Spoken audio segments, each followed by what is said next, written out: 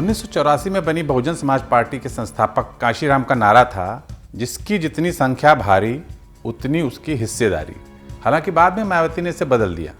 उनका नारा बना, जिसकी जितनी तैयारी उतनी उसकी हिस्सेदारी। इन दोनों नारों में जाति जनगणना का सार समाया हुआ है।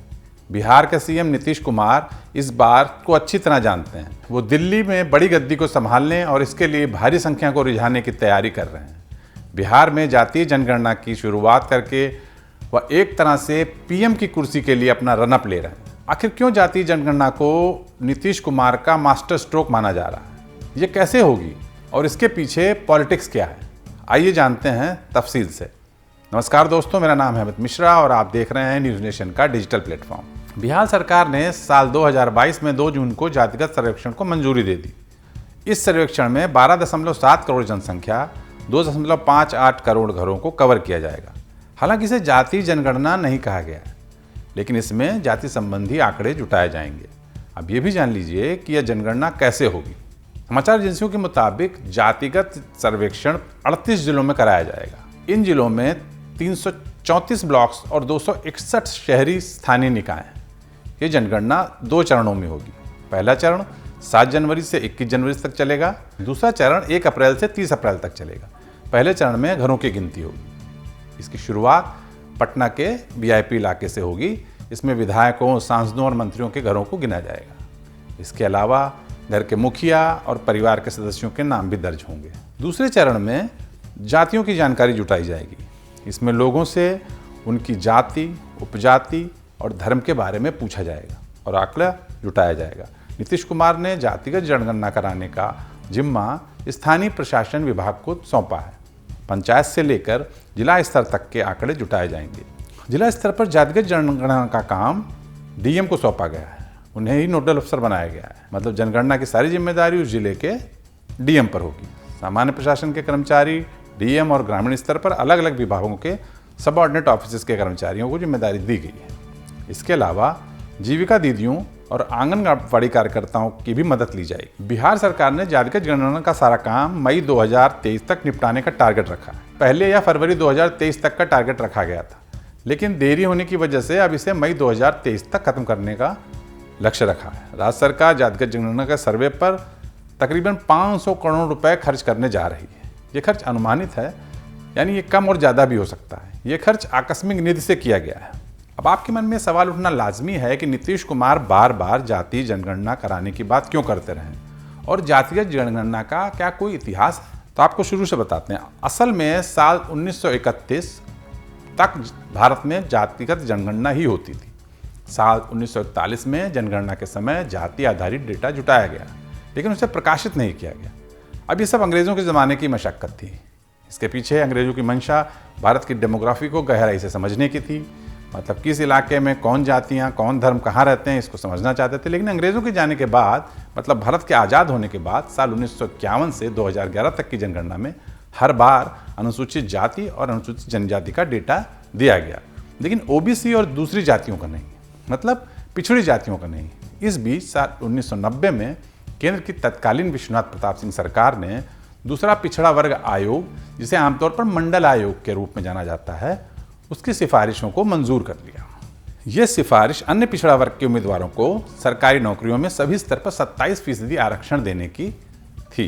इस फैसले ने भारत, खासकर उत्तर भारत की राजनीति को पूरी तरह बदल कर रख दिया। एक नई राजनीति का उदय हुआ।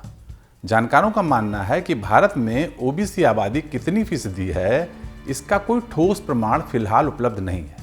मंडल कमीशन के आंकड़े के आधार पर कहा जाए तो भारत में ओबीसी आबादी 52% है। हालांकि इस आंकड़े के लिए मंडल कमीशन ने 1931 की जनगणना को ही आधार बनाया था।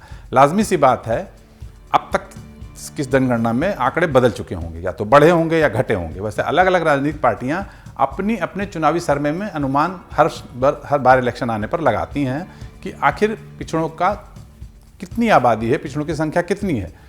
किसी में इससे थोड़ा कम या किसी में इससे थोड़ा ज़्यादा जानकारी सामने आती रहती है, आंकड़े कभी बदलते रहते। वैसे राजनीतिक पार्टियां अपने चुनावी सर्वे के और अनुमान के आधार पर इस आंकड़े को कभी थोड़ा कम, कभी थोड़ा ज़्यादा करके आंकती हैं।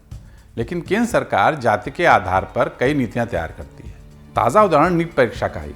जिसके ऑल इंडिया कोटे में ओबीसी के लिए आरक्षण लागू करने की बात मोदी सरकार ने कही है। सीएसडीएस के प्रोफेसर और राजनीतिक विश्लेषक संजय कुमार ने बीबीसी को बताया था कि जनगणना में आदिवासी और दलितों के बारे में पूछा जाता है, बस गैर दलित और गैर आदिवासियों की जाति नहीं पूछी जाती। इस वजह से आर्थिक और सामाजिक पिछड़ेपन के हिसाब से जिन लोगों के लिए सरकार नीतियां बनाती है, उससे पहले सरकार को यह पता होना चाहिए कि आखिर उनकी जनसंख्या कितनी है। जातिगत जनगणना के अभाव में ये पता लगाना मुश्किल है। सरकार की नीति और योजनाओं का लाभ सही जाति तक पहुंचे, उसके लिए ज़रूरी है कि सरकार के पास पुख्ता आंकड़े मौजूद हों कि किस जाति या किस समुदाय के लोगों की संख्या कितनी है। राजनीतिक दल लगातार पिछड़ी जातियों की संख्या के हिसाब से उन्हें आरक्षण देने की बात करते रहे हैं। जाति जनगणना इस जादुई नंबर तक पहुंचने की ही कसरत है। बिहार के चीफ मिनिस्टर नीतीश कुमार लगातार जाति जनगणना की हिमायत करते रहे हैं। उन्होंने यह बात तब भी कही थी जब वह बिहार में बीजेपी के साथ गठबंधन की सरकार चला रहे थे, लेकिन तब केंद्र की मोदी सरकार ने जाति जनगणना से मना कर दिया था। लेकिन अब वक्त बदल चुका है। बिहार के मुख्यमंत्री नीतीश कुमार अब लालू प्रसाद यादव की पार्टी आरजेडी के साथ सरकार चला रहे हैं। वह आजकल समाधान यात्रा निकाल रहे हैं। उन्होंने यात्रा के दौरान शुक्रवार यानी 6 जनवरी 2023 को कहा कि इस सर्वेक्षण में जाति और समुदाय का विस्तृत रिकॉर्ड तैयार किया जाएगा, जिससे उनके विकास में मदद मिलेगी। बात साफ है कि केंद्र जिस जाति जनगणना से बच रही है, बिहार के सीएम नीतीश कुमार उसका बीड़ा उठाते दिखना चाहते हैं। उधर बिहार के डिप्टी सीएम और बिहार के पूर्व सीएम लालू प्रसाद यादव के बेटे तेजस्वी यादव ने कहा कि इस सर्वेक्षण से सरकार को गरीब लोगों की मदद के लिए वैज्ञानिक तरीके से विकास कार्य करने में मदद मिलेगी। उन्होंने बीजेपी सरकार पर निशाना भी लगाया और उसे गरीब विरोधी बताया। तेजस्वी लगातार ये तर्क देते रहे हैं कि बीजेपी जाति जनगणना को रोकना चाहती है। तेजस्वी ने कहा कि बीजेपी नहीं चाहती कि जाति जनगणना की जाए। ऐसा नहीं है कि जाति जनगणना का मामला पहली बार उठा है, या पहले भी उठता रहा है, लेकिन जानकारों का कहना है कि कांग्रेस की अगुवाई वाली यूपीए हो या बीजेपी की अगुवाई वाली एनडीए, ये दोनों ही सरकारें इसके पक्ष में नजर नहीं आई। राष्ट्रीय दल विपक्ष में आने पर इसकी मांग करते हैं, लेकिन सत्ता में आने पर जाति आधारित आंकड़ा जारी करने से बचते हैं। सरकार को सबसे ज्यादा समस्या ओबीसी आबादी के आंकड़ों को प्रकाशित करने में होती। इसका क्या कारण है, ये भी हम आपको आगे बताएंगे। अब यह भी जान लीजिए कि कब कब किस पार्टी ने जातीय जनगणना की मांग उठाई। केंद्रीय गृह राज्य मंत्री नित्यानंद राय ने 20 जुलाई 2021 को लोकसभा में दिए जवाब में कहा कि फिलहाल केंद्र सरकार ने अनुसूचित जाति और अनुसूचित जनजाति के अलावा किसी और जाति की गिनती का कोई आदेश नहीं दिया है। पिछली बार की तरह ही इस बार भी एससी और एसटी को ही जनगणना में शामिल किया जाएगा। आज भले ही बीजेपी संसद में इस तरह की जातिगत जनगणना पर अपनी राय कुछ और रख रही हो, लेकिन 10 साल पहले जब बीजेपी विपक्ष में थी तब उसके नेता खुद इसकी मांग करते थे। आपको याद दिला दें कि बीजेपी के नेता गोपीनाथ मुंडे ने संसद में 2011 की जनगणना से ठीक पहले 2010 में कहा था, अगर इस बार भी जनगणना में हम ओबीसी की जनगणना नहीं करेंगे तो ओबीसी को सामाजिक न्याय देने के लिए और 10 साल इंतजार करना पड़ेगा, हम उन पर अन्याय करेंगे। इतना ही नहीं, पिछली सरकार में जब राजनाथ सिंह गृह मंत्री थे, उस वक्त 2021 की जनगणना की तैयारियों का जायजा लेते समय 2018 में सरकार ने माना था कि ओबीसी पर डेटा नई जनगणना में जमा किया जाएगा। दूसरी तरफ कांग्रेस पार्टी की बात करें तो 2011 में एसईसीसी यानी सोशियो इकोनॉमिक्स कास्ट सेंसस आधारित डेटा जुटाया था। 4000 करोड़ से ज़्यादा रुपए खर्च किए गए और ग्रामीण विकास मंत्रालय और शहरी विकास मंत्रालय को इसकी जिम्मेदारी सौंपी गई। साल 2016 में जाति को छोड़कर एसईसीसी ने सभी आंकड़े प्रकाशित किए, लेकिन जातिगत आंकड़े प्रकाशित नहीं हुए। जाति का डेटा सामाजिक कल्याण मंत्रालय को सौंप दिया गया। इसके बाद एक एक्सपर्ट ग्रुप बना, लेकिन उसके बाद आंकड़ों का क्या हुआ, इसकी जानकारी सार्वजनिक नहीं की गई। माना जाता है कि एसईसीसी 2011 में जाति आधारित डेटा जुटाने का फैसला तब की यूपीए सरकार ने राष्ट्रीय जनता दल के नेता लालू प्रसाद यादव और समाजवादी पार्टी के नेता मुलायम सिंह यादव के दबाव में लिया था। मतलब सरकार खुद नहीं चाहती थी कि ये डेटा जमा किया जाए, लेकिन चूंकि मिलीजुली सरकार थी इसलिए दबाव में फैसला लिया गया। जानकारों के मुताबिक देश की ज़्यादातर क्षेत्रीय पार्टियां जातिगत जनगणना का समर्थन में हैं। ऐसा इसलिए क्योंकि उनका जनाधार ही ओबीसी पर आधारित है। इसका समर्थन करने से सामाजिक न्याय का उनका जो प्लेटफॉर्म है उस पर पार्टियों को मजबूती मिलती है। लेकिन राष्ट्रीय पार्टियां सत्ता में रहने का कुछ और विपक्ष में रहने पर कुछ और रवैया रखती हैं। विपक्ष में आने के बाद कांग्रेस ने भी 2018 में जाति आधारित डेटा प्रकाशित करने के लिए आवाज़ उठाई, लेकिन उन्हें सफलता नहीं मिली। याद रखिए, उनके ज़माने में भी ये डेटा जमा किया गया था, लेकिन उन्होंने तब इसे शेयर नहीं किया। ऐसे में सवाल उठता है कि सत्ता में आते ही पार्टियां इस तरह की जनगणना से क्यों बचने लगती हैं? आखिर उन्हें किस बात का डर है? आखिर वो इसके खिलाफ क्यों है?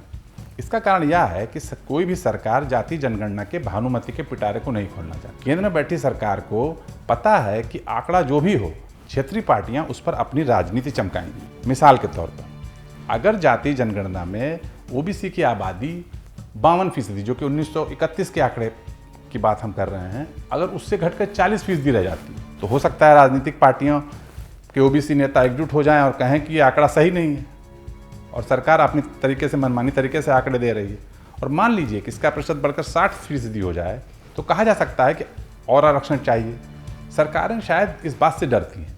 यह दिक्कत आदिवासियों और दलितों के आकलन में नहीं होती, क्योंकि उनकी जनगणना हर बार रेगुलर तरीके से होती है। ऐसे में जातिगत आंकड़े के प्रतिशत में बढ़ने घटने की गुंजाइश अपर कास्ट और ओबीसी के लिए ही बनी हुई है। कोई भी सरकार नहीं चाहती कि वो इस तरीके के किसी विवाद में पड़े और अपना राजनीतिक हित साधने से वंचित रह जाए। इसके अलावा एक और दिक्कत भी है, उसकी तरफ जनगणना मामलों के विशेषज्ञ इशारा करते हैं। असल में ओबीसी लिस्ट केंद्र की अलग है और राज्यों की अलग। कुछ जातियां ऐसी हैं जिनकी राज्यों में गिनती ओबीसी में होती है, लेकिन केंद्र की लिस्ट में उन्हें ओबीसी नहीं माना जाता। मिसाल के तौर पर बिहार में बनिया ओबीसी है, लेकिन उत्तर प्रदेश में वो अपर कास्ट है। वैसे ही जाटों का हाल है।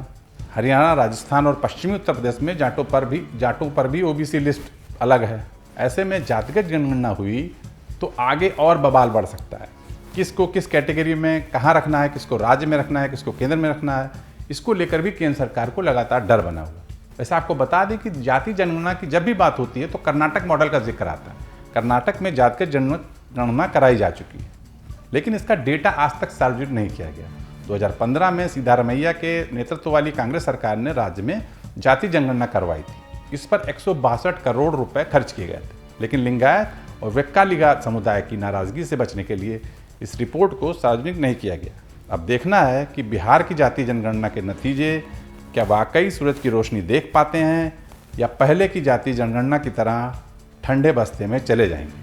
आपको ये वीडियो कैसा लगा हमें कमेंट बॉक्स में बताएं और न्यूज़ नेशन का यूट्यूब चैनल जरूर सब्सक्राइब करें। धन्यवाद।